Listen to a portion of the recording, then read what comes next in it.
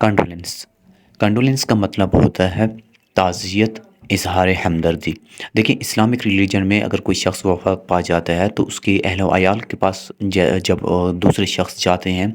اور ان کے پاس بیٹھ کے ان کو کہتے ہیں کہ ہمیں بھی درد ہوئے، ہم بھی آپ کے ہمدرد ہیں،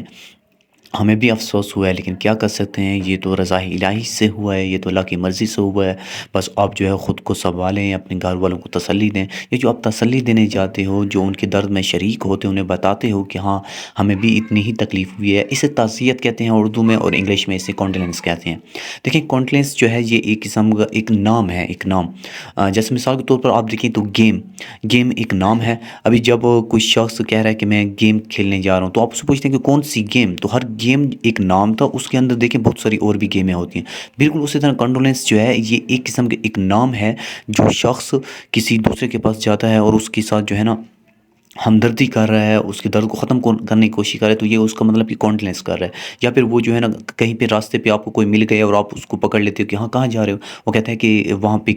کوئی وفات پایا ہے تو اس کے پاس جو ہے میں کانڈولنس کرنے جا رہا ہوں، تو کیا کرنے مطلب کہ اس کے درد کو ختم کرنے جا رہا ہوں۔ تو یہ ایک قسم کا ایک ناؤن ہوتا ہے۔ ایگزامپلس دیکھیں، my condolences to your family for your loss, کہ مجھے تمہاری فیملی کی لاس کے لیے میرا کانڈولنس ہے، کہ مطلب کہ آپ کی فیملی میں جو نقصان ہوا ہے مجھے بھی اس چیز کا کانڈولنس ہے، مجھے بھی اتنا ہی درد ہو رہا ہے۔